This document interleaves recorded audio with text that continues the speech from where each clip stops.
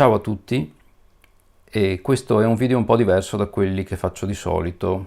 In questa situazione mi sono trovato a voler comprare una gabbia per la Sony ZV-1 perché i tentativi di montaggio della Sony direttamente sulla piastra del gimbal creavano difficoltà nell'apertura dello schermo, e allora mi sono detto vabbè, vediamo se c'è qualcosina per creare un po' di spessore e fare in modo che magari migliori anche l'impugnatura. Quindi mi sono concentrato su queste tre gabbie, due della Small Rig e una della UU Rig, o come si pronuncia.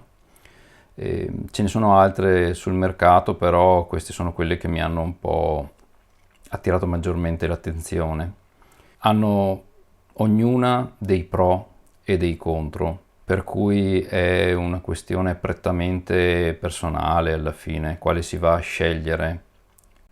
La gabbia completa della Small Rig qualitativamente è molto carina. Il montaggio avviene tramite questo anello che deve essere serrato con questa brugola. Non è necessario tirare tanto affinché la macchina stia al suo posto. Mi piace questo anello perché internamente ci sono 4 patch di gomma che dovrebbero servire a proteggere il barilotto della lente. L'impugnatura per me, che ho le mani non troppo piccole, è un po' scomoda qui. In questo punto tendo a toccare col dito, perché non dia fastidio, diciamo che dovrei infilare nella stretta fessura che c'è tra l'anello e l'impugnatura di legno. Non è comodissimo. Poi il fatto che la macchina venga collegata alla gabbia tramite questo anello, e questo anello è scollegato dal corpo della gabbia nella parte bassa per permettere la chiusura con la brugola, rende tutto l'assemblaggio un po', diciamo, elastico. Quindi se premo nella parte bassa c'è questo movimento, per cui il pezzettino di gomma che c'è qui sotto e si appoggia sulla macchina non è particolarmente efficace. Questo scalfo qua è un po' fastidioso, devo dire, non è molto ergonomico, però diciamo che tutto sommato il pulsante di scatto si trova bene. Questa parte non mi piace molto perché sborda all'esterno del corpo macchina per offrire praticamente poco, perché c'è questa fessura per un laccetto e questo punto di avvitamento di qualche aggiuntivo che però non so se serva molto nel momento in cui si va a decidere di usare lo schermo, perché andrebbe a battere, immagino, su qualsiasi cosa si decida di installare, per cui secondo me questo punto di montaggio è abbastanza inutile. Qua ci sono abbastanza punti di montaggio sotto, lo sportellino della batteria è libero di aprirsi, per cui non ci sono problemi. Questo buco permette all'altoparlante della macchina di emettere tutti i suoni che deve emettere. Ecco. E basta. Diciamo che quello che non mi piace molto di questa gabbia è appunto il fatto che rompa le scatole qua sul dito, sull'unghia, e il fatto che ci sia una certa elasticità in questo anello, che comunque arriva a un fine corsa, perché la parte bassa della gabbia si infila sotto l'anello e genera un punto di bloccaggio, diciamo, se c'è troppa pressione.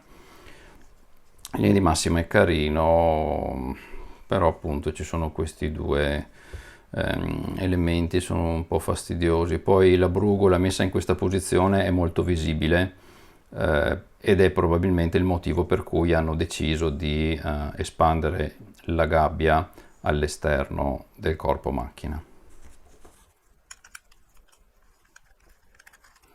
Comunque la macchina viene tenuta molto bene dalla gabbia, non penso ci saranno possibilità che scivoli all'esterno. Qui si vedono i 4 patch di gomma che evitano di graffiare il barilotto della lente e garantiscono anche una maggior tenuta. Questa è la gabbia della U-Rig o della Ulanzi e diciamo che mi piace maggiormente rispetto alla Small Rig per via del fatto che è più compatta. Questa parte manca e quindi risulta anche più facile riporre la macchina. E da un punto di vista meccanico anche qui c'è una certa elasticità che però qui sembra nettamente più evidente. Non so se si vede qua, è molto evidente l'elasticità. Qui è più difficile piegarlo e per cui da questo punto di vista preferirei questa. C'è però un piccolo difetto in questa gabbia della U-Rig, che nel bordo interno non c'è praticamente nessuna protezione di gomma come nel caso della Small Rig. C'è solo questa specie di piccolo adesivo felpato solo in questo pezzo qua dell'anello a protezione della chiusura. Probabilmente nel modello vecchio avevo sentito dire che mancando questo pezzo si poteva rischiare di graffiare il barilotto della lente qua stringendo. Da altri utenti mi sembra di aver inteso che anche se manca la gomma internamente il barilotto non si rovina. Esteticamente forse è meno gradevole l'impugnatura per via del fatto di queste due brugole a vista. Tra parentesi mi è arrivata con le brugole un po' allentate, quindi l'impugnatura si muoveva, è bastato un po' tirarle per risolvere il problema. Il montaggio avviene nello stesso modo della Small Rig. Devo dire che la soluzione della U-Rig di mettere la vite di serraggio più bassa rispetto a questa che è a metà mi piace maggiormente perché è meno invasiva dal punto di vista del design e permette alla gabbia di essere a filo della macchina. E per quanto riguarda l'elasticità, qui non si nota assolutamente nessuna flessione rispetto a questa dove si nota. L'impugnatura anche questa soffre, diciamo, del problema dell'unghia che batte qua, però non c'è lo scalfo come nella Small Rig e pur non arrivando al livello del corpo macchina come nella Small Rig, potrei dire che forse è anche più ergonomica perché permette di appoggiare in modo più comodo il dito. A differenza della Small Rig, che qui è dotata delle fessure per passare il laccetto, la U-Rig non è dotata di queste fessure, bisogna passare il laccetto direttamente nel foro previsto dalla macchina, il che potrebbe essere anche un vantaggio perché nel caso in cui malauguratamente si staccasse la gabbia, comunque il laccetto è fissato alla macchina. Qua sono preferenze personali, diciamo. Il fatto che qui sia presente un cold show per il montaggio di accessori, diciamo, può essere utile se si usa su cavalletto la macchina, ma nel momento in cui si tiene in mano è assolutamente inutile. È presente il cold show come nella Small Rig e anche qua c'è una apertura che fa passare l'audio all'esterno.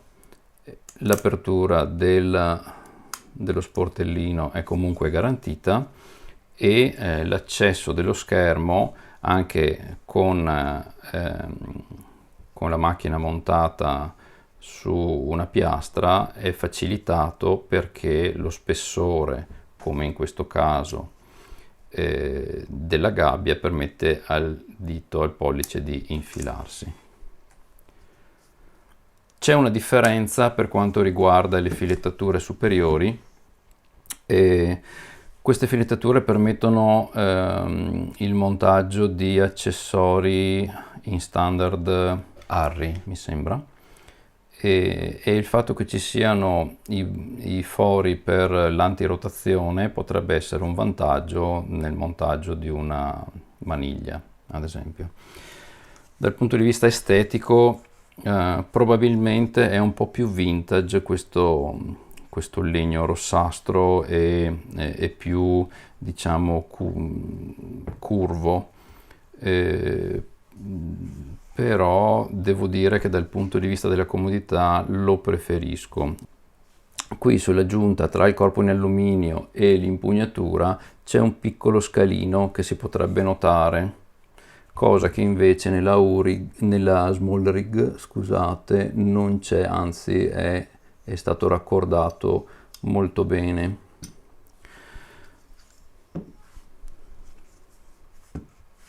Tra le due, se non fosse per la mancanza delle peccine di gomma all'interno dell'anello, a mio parere, per le mie esigenze, la U-Rig vincerebbe a mani basse. Poi c'è anche da considerare il fatto che c'è questo attacco compatibile Arca Swiss che permette il montaggio su una testa Arca Swiss senza dover necessariamente avvitarci la piastra sotto, e potrebbe servire per avere una rig un po' più leggero. Penso che si possa anche pensare di aggiungere altri adesivi felpati sul bordo dell'anello, anche se non previsti durante la fase di produzione, per evitare la possibilità di sfregamenti che potrebbero danneggiare il barilotto della lente, e probabilmente è una cosa che farei se decidessi di usare questa gabbia. Questa terza gabbia, diciamo gabbia in senso lato perché è una L più che una gabbia, ha invece un sistema di fissaggio completamente differente da quello visto prima. Si fissa alla vite che sta sotto la macchina e la particolarità di questo sistema di fissaggio sta nel fatto che è proprio tagliato al millimetro per permettere allo sportellino che si apre praticamente sopra alla vite di continuare ad aprirsi. Da un punto di vista del sistema di montaggio è quella che mi è piaciuto di meno, perché per via appunto delle piccole dimensioni di questa vite, la chiave a brugola è molto piccola e compatta e le sue dimensioni portano un po' a scivolare la chiave se si tenta di fissare con energia, rischiando di rovinarla. Ho provato a contattare l'assistenza Small Rig e mi è stato detto che esiste la possibilità di cambiare questa vite ed è un kit che spediscono a parte. C'è probabilmente un ferro che permette di smontare la parte inferiore e superiore della vite, perché questa è praticamente incastrata all'interno della parte della gabbia e non è estraibile, quindi bisogna spaccare le due parti che sono incollate con della colla epossidica e montare la sostituzione unendo le due parti con colla epossidica. Ecco, questo diciamo che non mi piace molto. Per il resto l'impugnatura in questo caso è molto più gradevole, perché mancando l'anello che restringe lo spazio disponibile, il dito ha molto più spazio e non si trova quello sgradevole scalino sull'unghia. Diciamo che come gradevolezza di impugnatura questo è il migliore. Come nel caso della gabbia completa Small Rig, qui ci sono due fessure per il montaggio del laccetto. Personalmente preferisco come è stato modellato il legno sulla gabbia AL rispetto a questo che ha questo scalfo veramente fastidioso e non capisco perché l'abbiano progettato in questo modo. Come possibilità di montaggio accessori qui le filettature sono diverse, però comunque lo sportellino si apre e c'è sempre lo spazio per l'altoparlante della macchina. Forse il fatto che ci siano tutte queste filettature è anche un po' esagerato, ma probabilmente è stato fatto per rendere più leggera la struttura. Da un punto di vista delle mie necessità, che era quello di montare la macchina sul gimbal, avendo uno spazio tra la piastra del gimbal e la macchina che mi permettesse di aprire lo schermo, direi che questa è l'ideale, se non fosse per il fatto del sistema di fissaggio che purtroppo non so, mi dà da pensare sul lungo termine, però sicuramente è il sistema di fissaggio che rischia di danneggiare meno la macchina in sé. Ok, spero che questo video vi sia piaciuto e sia stato interessante, spero di avervi potuto aiutare in un'eventuale scelta di quale gabbia acquistare. Vi ringrazio per aver guardato il video e ci vediamo al prossimo. Ciao!